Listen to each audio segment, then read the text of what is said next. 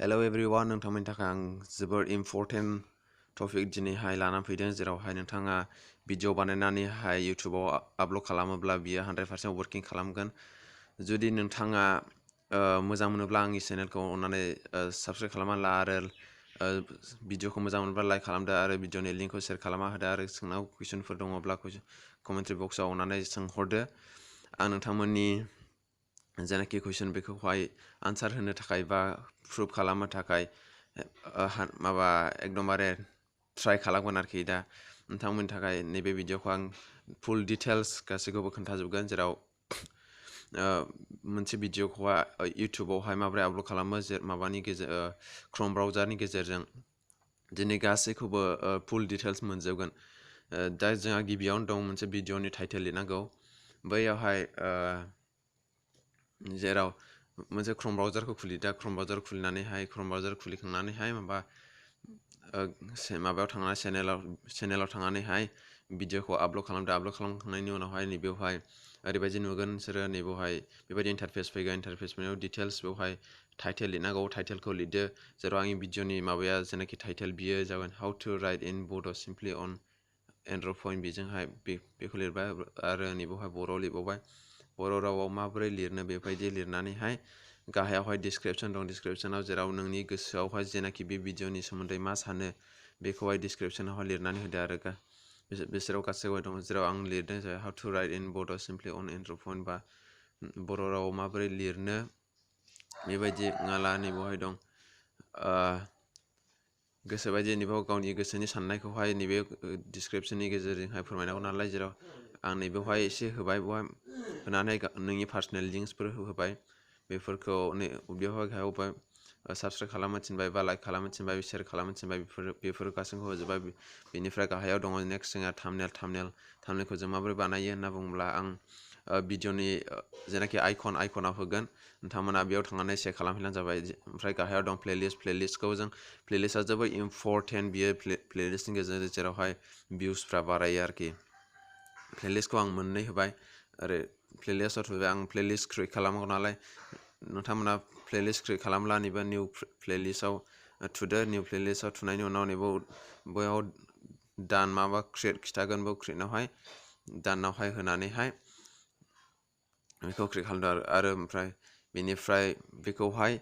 Enable खालामना लादो बा कारेक्ट खालामना लानानै बेयाव दान होदो आरोखि गाहायाव राइट साइडआव दान होनानैहाय ओरै दङ माबा अडियन्स मा होनदों इज दिस भिडिअ मेड फर किड्स बे गथ'फोरनि थाखाय बानायनाय नामा बेफोरबायदि सोंनाय दं। बेनिफ्राय बेखौहाय नङा होदो it's not made for kids होनानैहाय गाहायाव दङ जोंहा मर अपसनाव थुनानै ओरै खालामदो नोंनि भिडिअआ जेराव नै गाहायाव दं टेक्सटफोर लागायनांगौ, गोबां टेक्सटफोर लागायनांगौ जेरावहाय 500 वर्ड्सफोरखौ नोङो बे टेक्स्टआव लागायनो हायो। बे टेक्स्टआ माने ओरैबायदि आरोखि जेरावहाय नों मानसिफ्रा माने इउटुबाव माबोरै सार्च खालामो बे सार्च खालामनायनि गासैबो आइटेमफोरखौ बा माबाफोरखौहाय बेवहाय टेगआव लागायजोबनांगौ जेरावहाय नोंनि लागायनाय टेगखौहाय नुयोब्ला बै मानसियाबो लागायोब्ला नोंनि भिडिअआ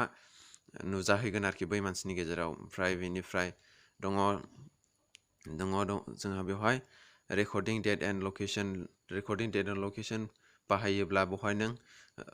बाहायदो नन होदों आं होनोब्ला होजायो दा आं होआखै नालाय बेनिखायनो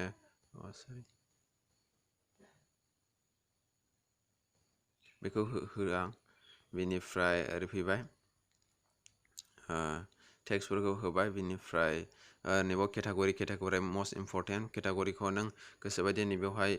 थुनानैहाय सायख'ना होयो आङो साइन्स एन्ड टेक्न'लजि नालाय बेखौ साइन्स एन्ड टेक्न'लजि होना लाबाय। ओमफ्राय बेनिफ्राय बेयो जोब्बाय दा नेक्स्ट होनानैहाय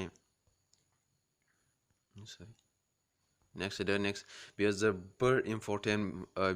इउटुबारफोरनि थाखाय जेरावहाय नोंनि भिउसफ्रा बारायगोन जेराव नोंनि कन्टेन्टफोरखौ रिलेटेड कन्टेन्टफोरखौहाय नोंथांमोना होनो हागोन आरो एन्ड स्क्रिनावहाय एन्ड प्रजेक्टआवहाय माबा भिडिअ होनांगौ दंब्ला बेयाव होजायो आरोखि जेराव नै नोंथांमोना नायदो नैबे राइट साइडआवहाय एन्डआव थुदो एन्डआव थुनानैहाय नोंथांमोना बेबायदि नुगोन जेरावहाय बेबायदि नुनानै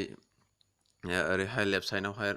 प्लास एलिमेन्ट दं बे एलिमेन्टआवहाय थुनानैहाय भिडिअसआव थुनांगौ आरोखि भिडिअसआव थुबाय अब्ला बेयाव नोंथांमोननि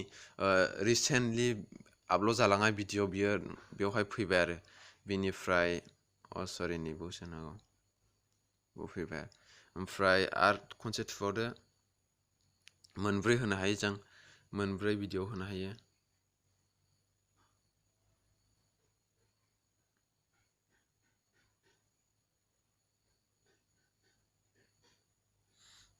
एलिमेन्टआव थुबावदो भिडिअस आरो फैबावबाय रिसेन्टलि माबा जालांनाय बेबायदिनो गोबां होनो हायो आरोखि आं मोनथाम होनि र' दा बियो माबाया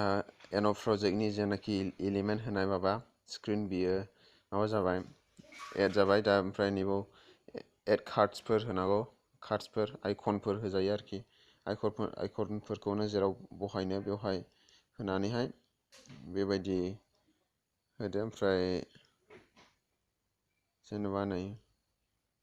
बेवहाय आं आइकन होनोब्ला प्लास भिडिअ होदो बेनिफ्राय नों माखौ सायख'यो बेखौ होदो आरो जेराव आं बेखौ सायख'बाय आइकना होनला गोजौआव फैबाय नै गोजौआव दा मोनसे सायख'बावनि र' बेयाव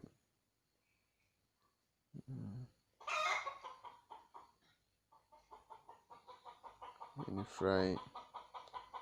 बेखौ सायख'बाय दा मोनसे सायख'बावनि र'